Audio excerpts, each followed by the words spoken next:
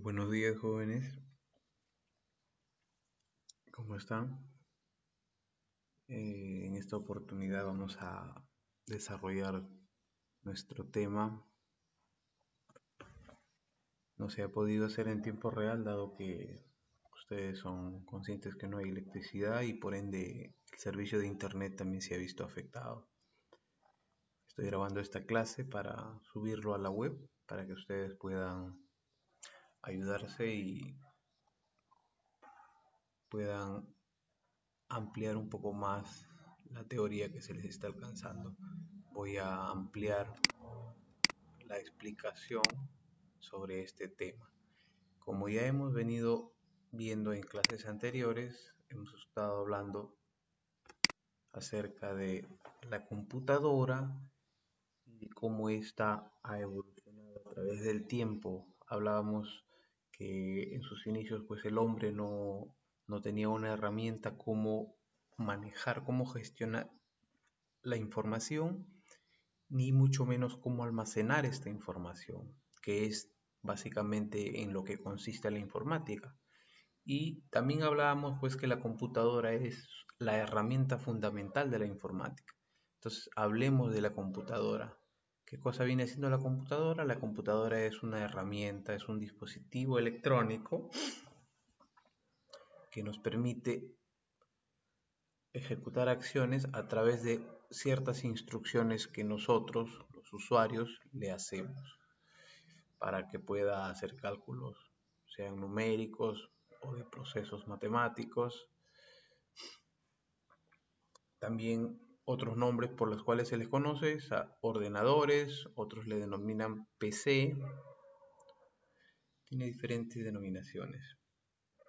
Las computadoras se han clasificado según su magnitud en 6 grandes grupos. El grupo más grande, bueno, no es el grupo más grande, sino que las computadoras más grandes, más potentes, están formadas por las supercomputadoras. ¿Qué cosas son las supercomputadoras? Son computadoras muy potentes, además de su tamaño muy enorme también. Estas computadoras las poseen grandes empresas que se encargan justamente de el manejo informático, pero un manejo informático globalizado.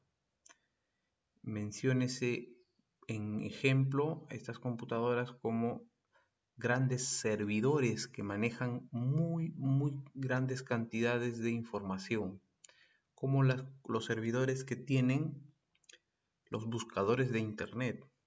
Por poner ejemplo, los servidores de Google. Imagínense cuánta información hay alojado en esos servidores para que cuando nosotros nos vamos a buscar cierta información y en segundos nos arroja millones de resultados.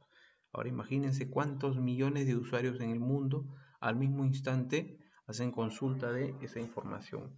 Entonces, estas computadoras, que son enormes habitaciones con equipos electrónicos encendidos las 24 horas del día, las 365 días de años, que no se pueden apagar, son las famosas supercomputadoras. Como ustedes pueden observar, acá se ven, a estos le llaman servidores, ¿sí? Que incluso tienen un sistema de emergencia. Nosotros normalmente cuando tenemos una computadora personal, la apagamos y la volvemos a encender cuando lo vamos a utilizar, pero estas no, estas tienen que tener grado de disponibilidad 100%, integridad de información 100%, es decir, no se puede perder la información, no puede ocurrir como que a nosotros se nos pierde un archivo y es solo problema nuestro, o como que se apagó nuestra computadora y vamos a ver si la recuperamos, no, acá la información, la disponibilidad es clave para estos negocios. Imagínense que ustedes van a hacer una búsqueda en Google y no encuentran. Entonces eso sería fatal para Google como negocio informático. Por ello, estas supercomputadoras están dotadas de una tecnología en cuanto a procesamiento muy enorme. Imagínense si la computadora de ustedes tiene eh, 4, 8 GB de memoria RAM, imagínense, este bloque de servidores que forman a esta supercomputadora debe tener miles de procesadores. Imagínense cuántos gigas o cuántos terabytes de memoria RAM y entre otros componentes que tiene la computadora debe tener, ¿no? Entonces, de eso se trata una supercomputadora. Que la puede tener Google, la puede tener Amazon, eBay, la puede tener Telefónica, entre otros. Veamos un segundo tipo de computadora. Están las famosas macrocomputadoras. Bueno, en el caso anterior del ejemplo de la supercomputadora también están esas máquinas, esos servidores que hacen el análisis del genoma humano. Por ejemplo, lo que están haciendo ahora con el COVID-19, están estudiando el mapa genético y para hacer ese procesamiento de datos, de genes, han tenido que utilizar una supercomputadora. Luego vienen las macrocomputadoras o las grandes computadoras, pero grandes no se refiere necesariamente al tamaño. Como la imagen pueden ver ustedes ahí, estas también son servidores, pero la gran particularidad de estas es que esta la puede tener incluso hasta una mediana o pequeña empresa. Su uso generalmente está destinado a que a través de esta se puedan conectar otras máquinas. Tienen una gran capacidad de almacenamiento, pero que a través de ellas se conectan otras máquinas. Por ejemplo, estas macrocomputadoras la utilizan los bancos. En estas computadoras también debe tener alta disponibilidad. Por ejemplo, si ustedes van a hacer sus operaciones bancarias, ustedes tienen que tener acceso a su información, ¿no? Acceso a su información bancaria, a su cuenta, a qué saldo tienen. Y también la seguridad de esta información tiene que estar garantizada. La integridad de la información. Imagínense que ustedes entran a su banco a ver su estado de cuenta, tenían ayer 1000 soles, no gastaron nada y luego tienen 0. Entonces eso es clave, la seguridad de la información ahí.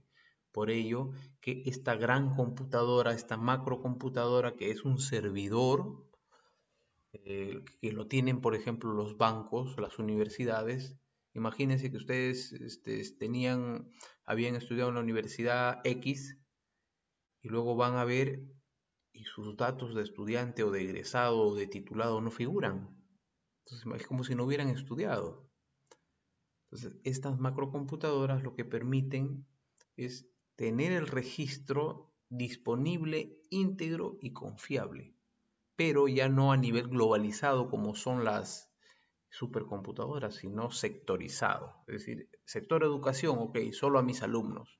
Sector bancario, finanzas, solo a mis usuarios, a mis clientes. Yo no voy a, como banco, no voy a permitir que cualquier persona ingrese a mi base de datos y vea las cuentas, sino eso sería pues un robo de información.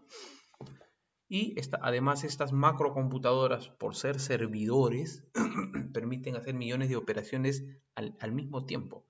Es decir, a través de esa computadora se realizan todas las transacciones del banco. Por supuesto que un banco no tiene un único servidor, tiene muchos servidores y las redirecciona, ¿no? Bueno, estas operaciones las voy a hacer con este servidor, depósitos lo hago con este servidor, transferencias con este otro servidor y así.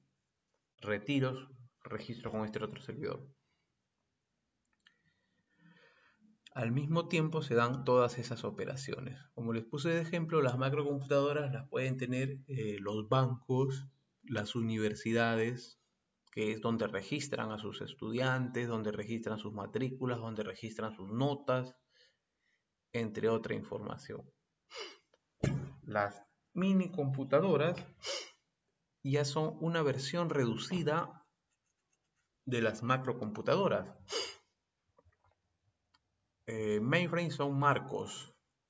Bueno, se dice que las macrocomputadoras tienen un marco, debido a la forma como procesan la información, al tamaño. Basado en ese modelo es que las mini computadoras, ahí vemos unas imágenes, Las hay portátiles, las hay también de escritorio, e incluso las tablets tienen más o menos esa gama y ese diseño en cuanto a prestaciones. ¿Qué cosa es una prestación? Es la forma como brindan el servicio. Eh,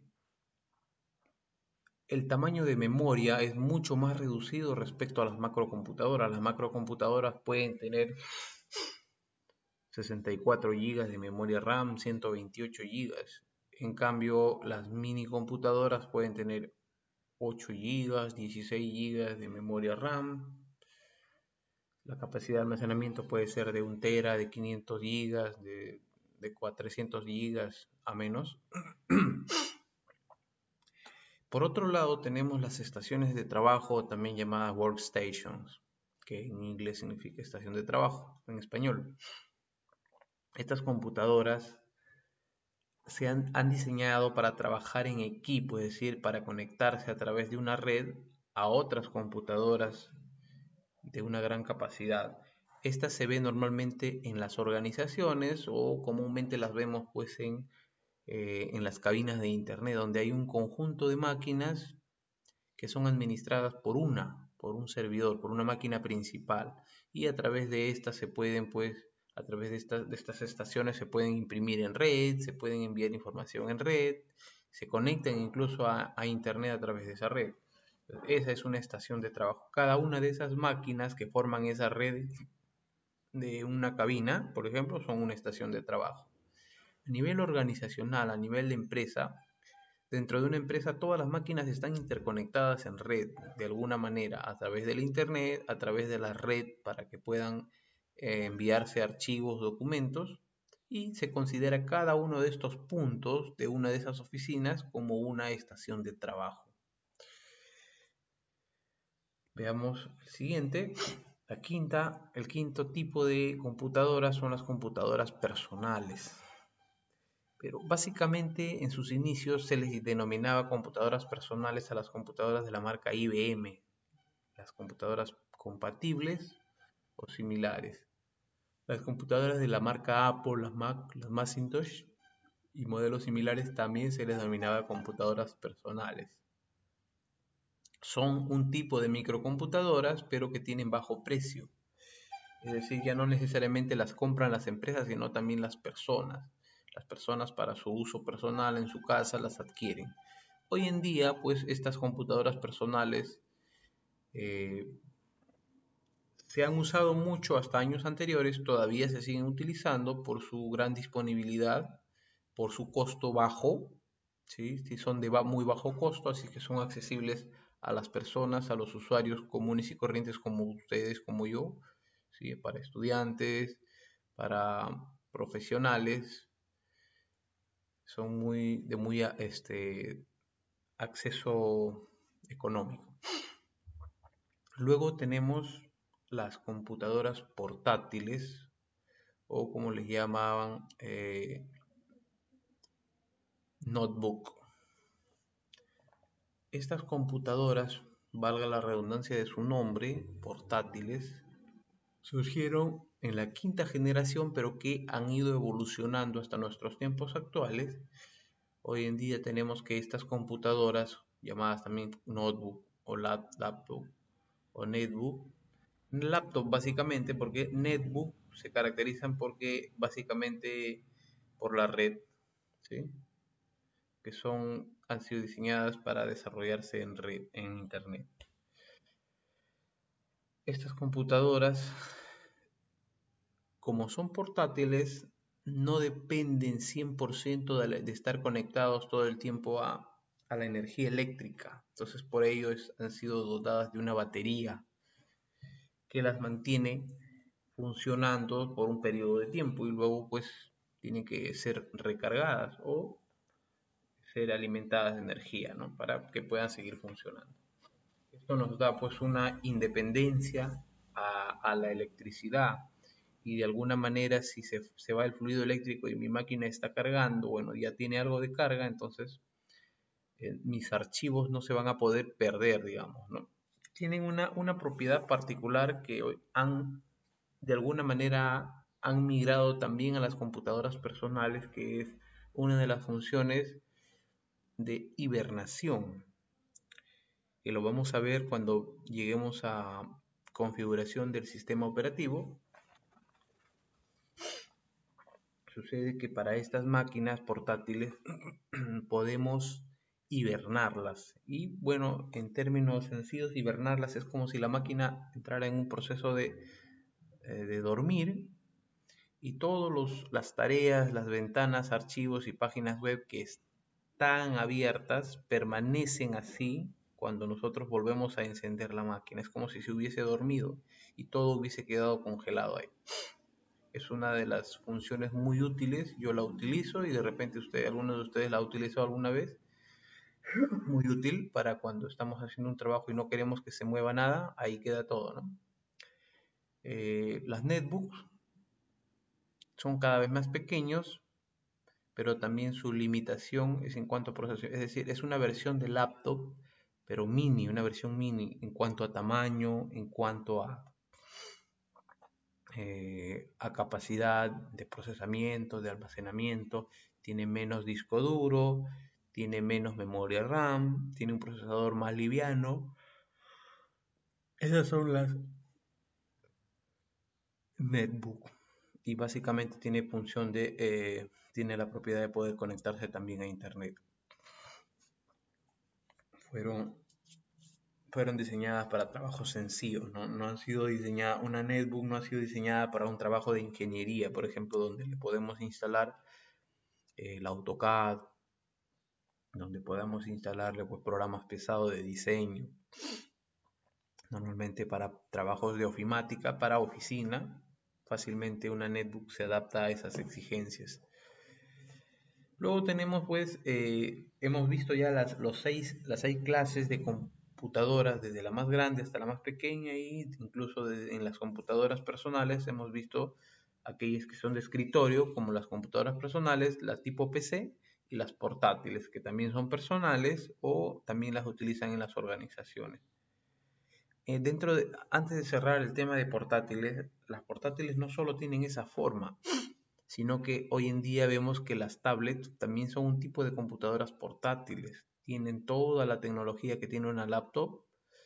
Lo único que le falta es el teclado, pero con una extensión se le puede acoplar un teclado y queda como una computadora portátil tipo laptop. Además, hay un tipo de computadora de laptop, de computadora portátil, que se convierte en un pequeño tablero. Es decir, la pantalla es giratoria, la podemos invertir y se convierte en un tablero plano, ¿no? Como una especie de tablet. Bueno, ahora vamos a ver en qué áreas usamos las computadoras. En las áreas principales, y luego hacemos un análisis de la importancia y la penetración que ha tenido la computadora en nuestro siglo XXI desde sus inicios. En las oficinas, bueno, ya sabemos que en la primera área donde se incluyó la computadora fue en las oficinas, sean oficinas privadas o públicas. Fue ahí donde se incluyó el uso de la computadora. Es más, inicialmente quienes trajeron el uso de la computadora fueron los privados. Luego se instalaron al sector público, al sector estatal. Estas computadoras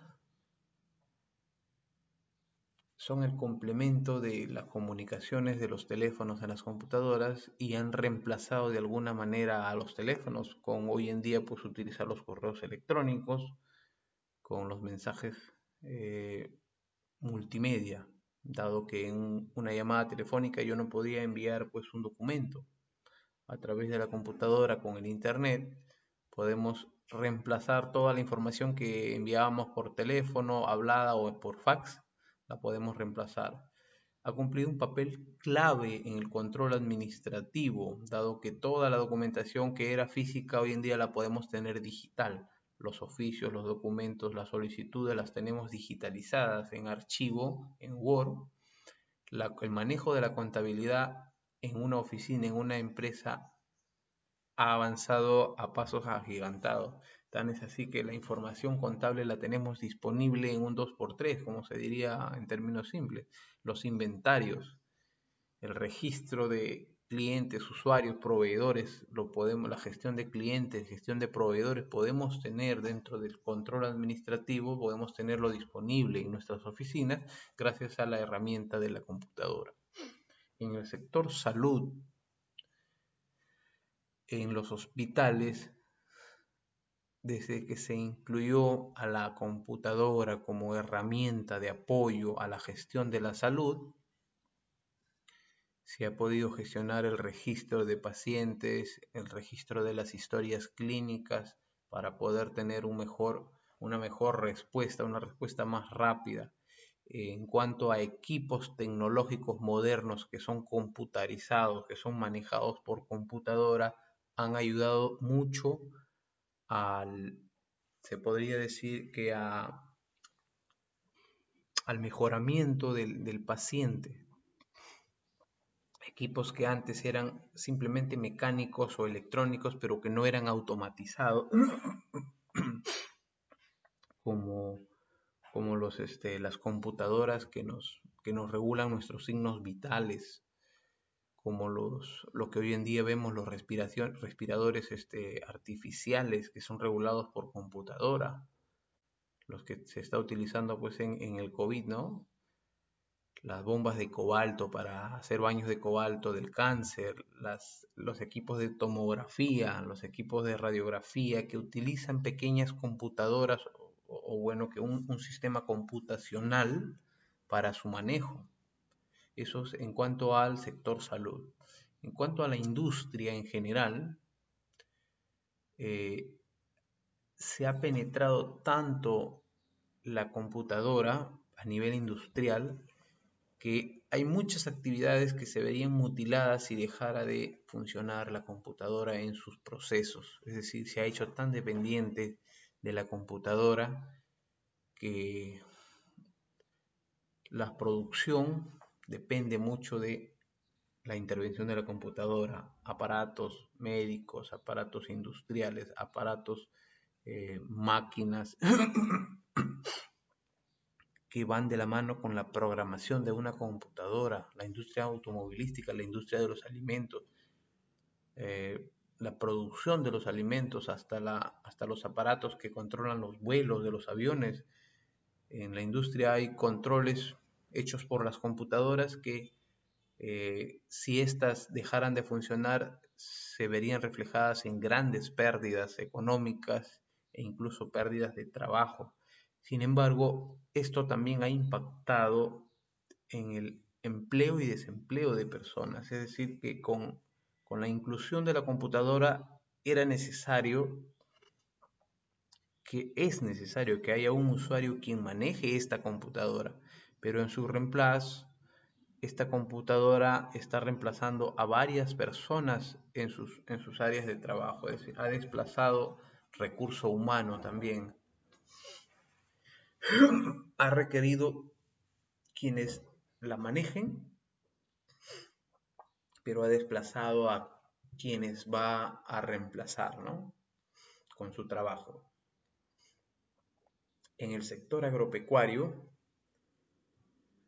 la agricultura, la ganadería, sabemos que existe el riego tecnificado y el riego tecnificado manejado por computadoras, por ponerlo de ejemplo, los riegos sistemáticos, las plantas de procesamiento, el tema de ganado lechero, las máquinas, las computadoras que succionan la leche de los ganados de manera automática, los molinos, las autoclaves, entre otros equipos mecánicos que han sido automatizados y adaptados electrónicamente para ser controlados por una computadora. En el sector agroindustrial, la tala de maderas, equipos de extracción artificial como el lechero de vacuno, las incubadoras para el ganado, que ayudan a incrementar la producción agraria a través del riego tecnificado, el fertirriego mecánico o controlado por computadora. En la pesca también ha habido mucho aporte de parte de la computadora sus versiones iniciales hemos tenido pues los sonares, los radares, básicamente el sonar que permite, que es esta imagen, es un sensor que permite a través de ondas de sonido detectar presencia de cuerpos extraños en el agua. Y esas señales traducidas al idioma entendible por la computadora ha sido posible gracias a sistemas computacionales para poderse interpretar y ver de manera gráfica qué cosa es lo que hay bajo el agua sin necesidad del ojo humano, ¿no? La radiobaliza, un sistema de emergencia cuando las embarcaciones fracasan, accidentan, naufragan, es un sistema de emergencia que arroja una señal GPS satelital.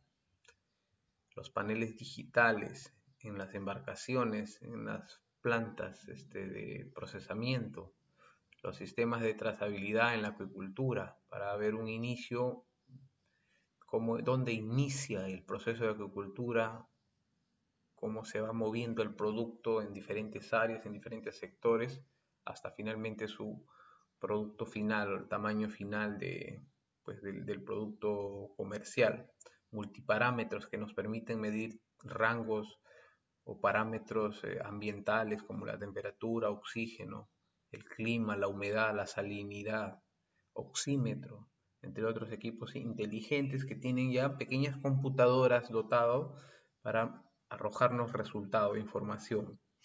Bueno, es innegable también la participación de la computadora en la educación, ya que forma parte de la preparación del profesional o a nivel superior, a nivel preparatorio y a nivel secundario. También se ha incluido dentro de la malla curricular la formación a los jóvenes, incluso a los niños, desde los niños, para que puedan estar preparados en el uso de las computadoras, desde cómo van a manejar, incluso hasta crear programas educativos, como el aprender inglés a distancia, como lo que estamos haciendo ahora, aprendiendo a través de la computadora o de un dispositivo inteligente. Es la herramienta que está permitiendo que ustedes no pierdan esa cadena de conocimiento a través de estas clases virtuales a distancia. Bueno, la educación ha roto barreras, la computadora ha roto barreras de la educación aquí y en cualquier parte del mundo. En el cine, los efectos de ciencia ficción, la edición de las películas han crecido a gran tamaño respecto de las que eran grabadas pues en rodillos a las que hoy en día son grabadas con enormes cámaras de mucha potencialidad, de gran capacidad de almacenamiento, de calidad de imagen, de visor óptico, zoom de alta definición, Full HD, 4K, 8K, que ha sido posible gracias al desarrollo de la óptica, sí, pero asistido por computadora. Son programas asistidos por computadora que les llaman CAD.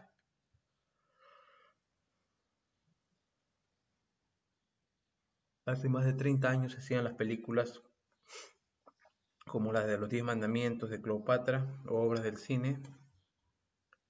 Hoy en día estas escenas son asistidas por computadora. Imagínense cuánto ha cambiado los efectos, los aspectos que tenían estas imágenes, que incluso inicialmente eran a blanco y negro.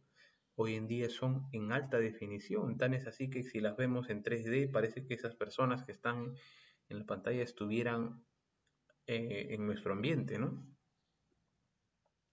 Bueno, hablando de estos sectores, vamos también a hablar de la importancia que viene teniendo en este siglo, en el siglo actual, en el siglo XXI que nos encontramos, la computadora como herramienta. Me hubiese gustado que ustedes también estén participando como siempre, como en clases anteriores. No es posible, bueno, por la dificultad de la energía que tenemos, pero yo me voy a hacer las muchas preguntas que imagino hubiesen podido hacer ustedes, como por ejemplo, profesor, ¿Qué va a pasar con mi computadora que me la compré hace unos años? Probablemente la computadora en algún momento quede obsoleta. Como cualquier equipo electrónico o cualquier tecnología, queda obsoleto. La podemos repotenciar, la podemos mejorar, sí, hasta cierto punto, y luego queda obsoleto, simplemente en desuso, porque la innovación en cuanto a las tecnologías cada vez exige más cosas, las podemos adaptar hasta cierto punto. Podemos ponerle, si por ejemplo tenemos una computadora de escritorio que tiene 2 GB, 2 GB de memoria RAM y le podríamos poner 2 GB más y luego tal vez llegue a 4, pero luego las exigencias del mercado me pidan como mínimo que una máquina deba tener 8 GB de memoria RAM. Y las memorias RAM de 8 GB no encajan en el casillero de la computadora que tengo, entonces ahí quedó mi máquina. Solo por poner ese ejemplo. De repente la placa que tiene mi computadora no me permite poner un mejor procesador y mi máquina es muy lenta. Y los programas que pienso instalar requieren de más procesador, de un procesador de mejor desempeño. Por ende, tampoco podría cambiar el procesador para repotenciarla. Entonces, poniendo ese escenario, las máquinas han sido diseñadas para quedar obsoletas. Toda tecnología es parte del negocio, pero también es parte de la innovación. Es decir, Microsoft, eh, Intel, entre otras marcas eh, como negocio, hay un sistema industrial que le llaman la obsolescencia programada. Es decir, una máquina podría durarnos, si no la usamos mucho, nos va a durar, me refiero al deterioro, nos puede durar 30, 40 años. Pero ¿cuánto tiempo nos va a servir? El detalle está cuánto tiempo nos va a servir, porque la obsolescencia está en el servicio, lo útil que nos es, no lo que nos va a durar. Yo tengo un carro del año 40 y lo puedo tener guardado ahí, el carro no se va a deteriorar, va a estar ahí, va a funcionar en cuanto a cómo estuvo diseñado. Estuvo diseñado para trasladarnos a cierta velocidad. Un carro del año 40, por ejemplo, puede correr máximo de repente 40 kilómetros por hora. Y para nuestra era actual ya no es eficiente. Hoy en día tenemos carros que fácilmente corren a 120 kilómetros por hora, porque la vida se mueve más rápido en nuestra era. Entonces lo mismo funciona con las computadoras. Yo puedo tener una computadora que la cuido, la conservo, ok, me va a durar, se va a conservar, pero ¿nos va a ser útil? Es la pregunta. Si no nos es útil, significa que ya quedó obsoleta, que ya fue superada por mucho por nuevas tecnologías. A eso se le llama la obsolescencia programada. La industria diseña un producto que hoy en día es algo nuevo, es muy útil por las exigencias del mercado, cumple con las exigencias del mercado y la industria se proyecta. Esta máquina solo va a servir por unos 5 años. Pasados 5 años ya no va a tener ni para repotenciar, ni para cambiar, digamos, no va a ser muy útil. Y esto va a exigir a que el usuario tenga que adquirir otras sí o sí, porque el mercado lo exige, porque la necesidad y la sociedad y el trabajo y la educación y todo lo exigen, porque nuestra era está informatizada de alguna manera con esta herramienta computadora. Entonces, si mi máquina quedó obsoleta, bienvenidos a la era informática, chicos. Porque ya habrán muchas máquinas probablemente de menos costo que la reemplacen y ni cuenta nos demos, pero pasado 20 años habremos comprado 4 o 5 computadoras. Así es de dependiente el ser humano de la computadora. ¿Por qué es importante la computadora en este siglo? Porque es una herramienta que nos ayuda a manejar nuestra información de nuestra vida personal, de nuestra vida profesional, de nuestra vida, no sé, sentimental, podemos comunicarnos a través de la computadora. Y cuando hablo de computadora, ya sáquense la idea de que solo estoy hablando de una caja cuadrada, un CPU, no. Cuando hablo de computadora me puedo incluso hasta referir a un smartphone, a un celular inteligente en el cual podemos insertar los mismos programas que insertamos en una computadora. Podemos instalarle el Facebook, que lo hacemos inicialmente en la computadora. Inicialmente era de uso exclusivo la computadora y luego migró a los celulares. Estos programas, ¿no?, que han hecho posible la comunicación, la socialización de las personas. A nivel comercio, la computadora ha permitido el desarrollo del comercio electrónico. En las industrias se ha penetrado tanto que ha hecho posible las operaciones, el tema de contabilidad, de cuentas por cobrar, el pago de nóminas a través de transferencias bancarias. Miren, hablamos de transferencias bancarias donde ya el banco, el beneficiario de una operación no tiene que ir al banco a cobrar su dinero, donde el beneficiario, donde el que te deposita el dinero no tiene que ir al banco a hacerte el depósito, lo hace simplemente desde su casa con la herramienta computadora. Se conecta a través de internet a su cuenta bancaria y cuentas destino. 10 trabajadores, depósito de sus sueldos. Entonces, eso ha hecho muy indispensable, más que necesario, a la computadora, indispensable. Cortar todos estos servicios. Hablábamos anteriormente del Internet. Cortar el Internet era clave. Y peor aún, cortar la computadora. O sea, no tener computadora es peor aún, ¿no? Lógicamente el ser humano no se va a morir sin computadora. Hemos vivido sin computadora millones, miles de años y podemos seguir viviendo. El tema es que tendría un impacto enorme en la economía, no solo en la economía, en diferentes estratos, como hemos visto que la computadora, incluso en la salud cumple un papel clave. Imagínense cuántas personas que se han salvado gracias a estos equipos computarizados, cuántas personas morirían porque ya no estaría disponible esto, ¿no? Pero no nos preocupemos que la computadora, más bien en vez de desaparecer, va a ser reemplazada por nuevas tecnologías que tengan un sistema de funcionamiento como una computadora, pero mucho más potente, ¿no? Tal vez utilice otra tecnología, no utilice energía eléctrica, sino energía cuántica, energía iónica, energía electrónica de los electrones, de los átomos, como hemos visto hacia dónde apunta esta tecnología, ¿no?